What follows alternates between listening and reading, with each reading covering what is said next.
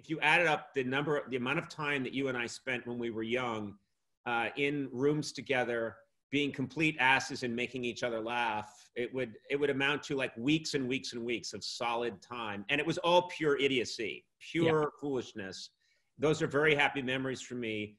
So it's been very satisfying for me to see you have not only this really amazing comedy career, but tonight it's the Better Call Saul 5th season finale. Next season's going to be a full season that brings us to the real end. Which is actually, in a weird way, the beginning, because it's the beginning of your character and the story of Breaking Bad. I think they'll also tell this story of how this guy puts his life back together after he's gone into hiding after Breaking Bad, I think. Yeah. But I don't, I never know what to believe from Vince Gilligan and Peter Gould, the writers who lead this show, when they oftentimes say they had no plan in place. They often in interviews say, I had no idea what this would mean or who this character would turn out to be. I think it's just hard to believe that they don't have an inkling of where all this goes. Because they have to. There's no way. I mean, it's like a Swiss watch, the way they put this together. Yeah. So to watch Jimmy McGill over these past number of seasons slowly start to morph into Saul. Yeah.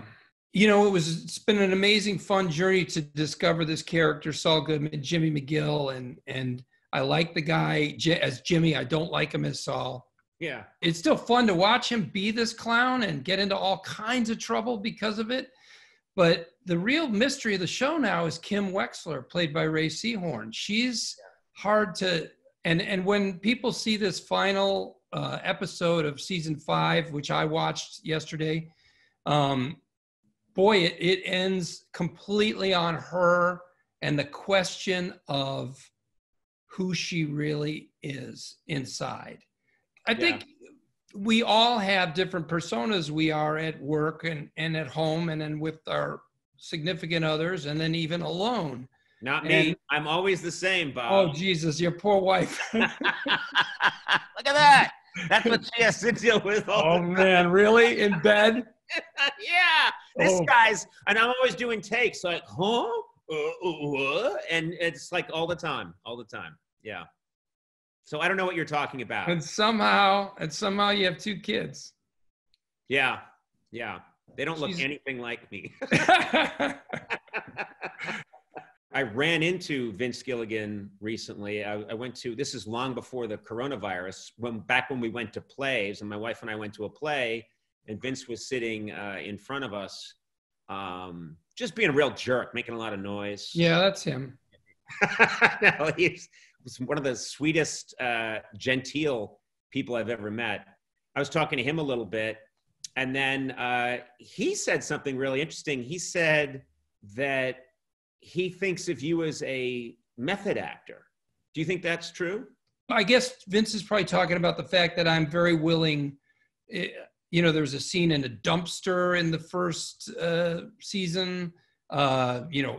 This episode 8 of this season, which Vince directed, and it's a masterpiece. And Conan, if you only watch one episode from season 5, watch episode 508. It's really amazing.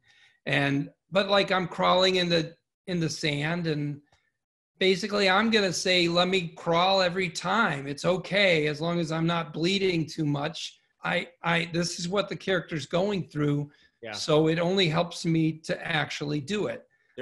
Vince says I drew a line on drinking my own pee. I didn't think I needed to do that to pretend that I drank my pee and help. Or maybe in my past, I've drank a lot of pee and I just don't need. You channeled that time. Well, in acting class, the first thing you do is drink your own pee. And you got to do it. Just so you're able to play that scene one day. In Hamlet, the Hamlet where they drink pee?